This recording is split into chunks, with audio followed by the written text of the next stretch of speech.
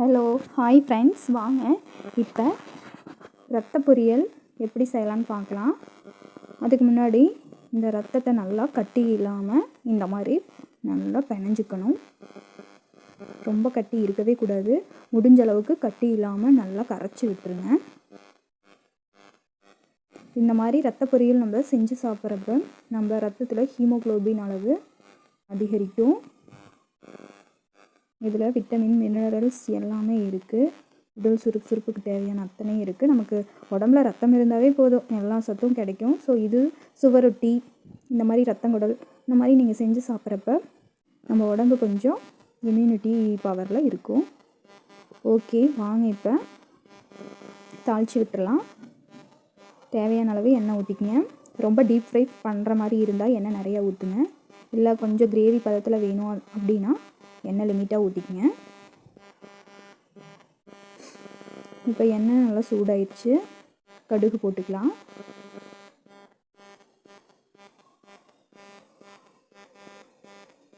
கடுகு நல்லா பொரிஞ்சு வரட்டும், வெடிக்கட்டும். இந்த ஸ்டேஜில் கடலைப்பருப்பு, உளுந்தம்பருப்பு நம்ம சேர்த்திக்கலாம். பார்த்திங்கன்னா உங்களுக்கே தெரியும், நல்லா வெடித்து வந்துருச்சு.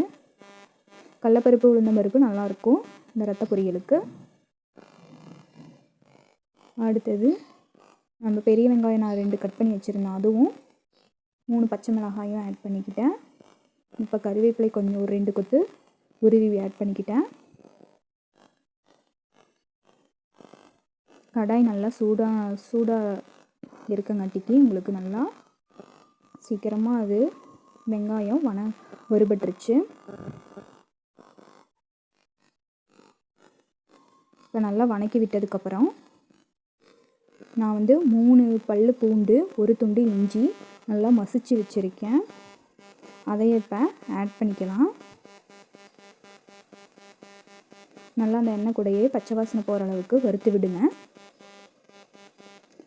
நல்லா வறுக்கணும், நல்லா ப்ரௌனிஷ் கலரில் வர வரைக்கும்.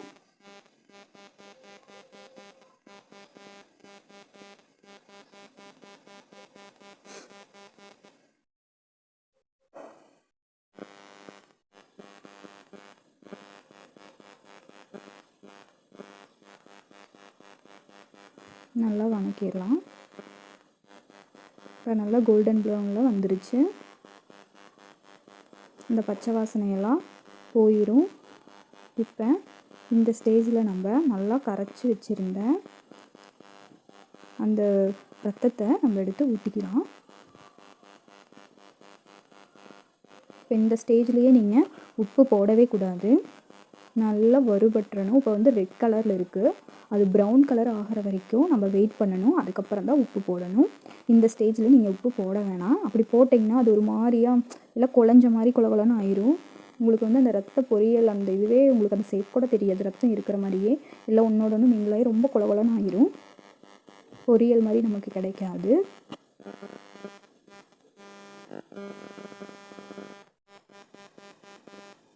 இப்போ தான் ஒரு கொதி வருது. கொஞ்சம் ஒரு 2-3 கொதி நீங்கள் கிளறி விட்டுட்டே இருங்க. ஏன்னா எல்லா பக்கமும் ஈவனாக ப்ரௌனிஷாக வரணும்ல, ப்ரௌன் கலரில் வரணும். இப்போ பார்த்திங்கன்னா தெரியும், ப்ரௌன் கலரில் வந்துருச்சு. இப்போ இந்த ஸ்டேஜில் நீங்கள் உப்பு போட்டுக்குங்க. இப்போ மஞ்சத்தூள், நான் மஞ்சத்தூள் 2 ஸ்பூன் போட்டுக்கிட்டேன். ஏன்னா ரத்த பொரியல்னாட்டிக்கு எனக்கு கொஞ்சம் இந்த கலரை விட எனக்கு மஞ்சள் கலரில் இருந்தால் தான் பிடிக்கும். ஸோ அதனால் நான் 2 ஸ்பூன் ஆட் பண்ணிக்கிட்டேன். நீங்கள் வேணாலும் ஸ்கிப் பண்ணிக்கிங்க. கொத்தமல்லி தூள் 1 ஸ்பூன், அரை ஸ்பூன் நான் வரமிளகாய் தூள் யூஸ் பண்ணியிருக்கேன். கறி மசாலா தூள் நான் 1 டேபிள் ஸ்பூன் யூஸ் பண்ணியிருக்கேன். நீங்கள் காரத்துக்கு ஏற்ப கூட்டியோ குறைச்சோ போட்டுக்குங்க. இப்போ எல்லா ஸ்பைசஸும் ஆட் பண்ணியாச்சு. நல்லா இதில் மிங்கிள் ஆகிற வரைக்கும் நல்லா கிளறி விடுங்க. நல்லா அந்த மஞ்சத்தூள், கொத்தமல்லி தூள் எல்லாமே உங்களுக்கு ஈவனாக ஸ்ப்ரெட் ஆகிற வரைக்கும் நல்லா வறுத்து விடுங்க. இந்த ஸ்டேஜில் நான் குடலை தனியாக தண்ணி, உப்பு, மஞ்சத்தூள் போட்டு நல்லா வேக வச்சுருந்தேன். அந்த தண்ணி வேணும்னா நீங்கள் குடிச்சிக்கலாம். நான் ஃபுல்லாக ட்ரை பண்ணிட்டேன். இந்த மாதிரி வந்ததுக்கப்புறம் நல்லா வேக விட்டு இதில் ஆட் பண்ணிக்கிறேன்.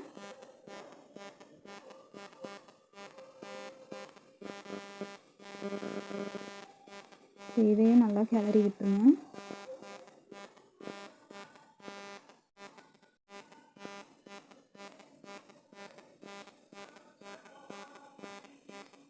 இப்போ நல்லா கொதி வரட்டும்.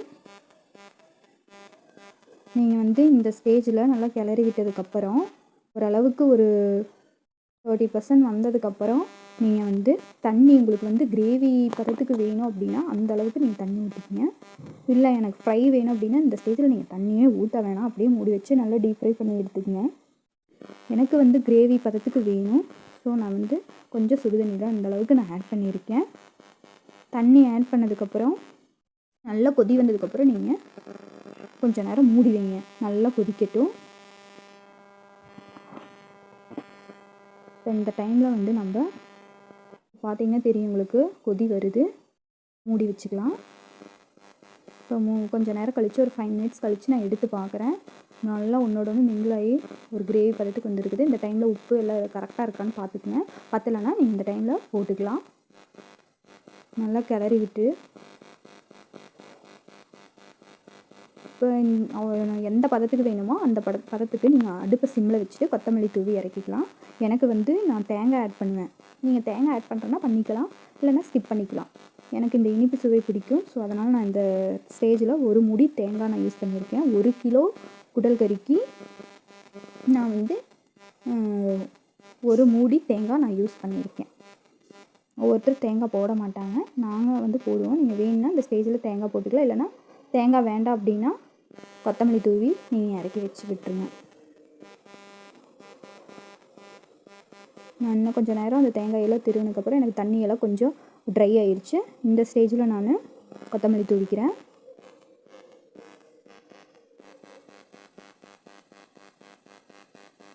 நல்லா அந்த எசன்ஸ் எல்லாம் அந்த சூட்டில் இறங்கினதுக்கப்புறம் நம்ம ஒரு கிளறி விட்டுக்கலாம். கொத்தமல்லி போட்டதுக்கப்புறம் ரொம்ப ஃப்ரை பண்ண வேண்டாம். அவ்வளோதான், பார்த்தீங்கன்னா தெரியும் உங்களுக்கு. ரெடி ஆயிடுச்சு ஃப்ரெண்ட்ஸ், ரத்த பொரியல். நீங்களும் உங்கள் வீட்டில் இந்த மாதிரி ட்ரை பண்ணி பாருங்கள். இது ரொம்ப உடம்புக்கெல்லாம் ரொம்ப நல்லது. நான் பார்த்தீங்கன்னா உங்களுக்கே தெரியும், நான் கிரேவி பதத்துக்கு தான் எடுத்திருக்கேன். நீங்கள் ரொம்ப ஃப்ரையாக வேணுனாலும் டீப் ஃப்ரை பண்ணி எடுத்துக்கலாம். குழந்தைகளுக்கெல்லாம் கண்டிப்பாக கொடுங்க, ஹெல்த்துக்கு ரொம்ப நல்லது. ஓகே ஃப்ரெண்ட்ஸ், நீங்கள் இந்த வீடியோ பிடிச்சிருந்தா சப்ஸ்கிரைப் பண்ணுங்கள், லைக் பண்ணுங்கள், ஷேர் பண்ணுங்கள், கமெண்ட் பண்ணுங்கள். செஞ்சு பார்த்துட்டு உங்கள் வீட்டில் எப்படி இருந்ததுன்ட்டு கமெண்ட் பண்ணுங்கள். வாங்க சாப்பிடலாம்.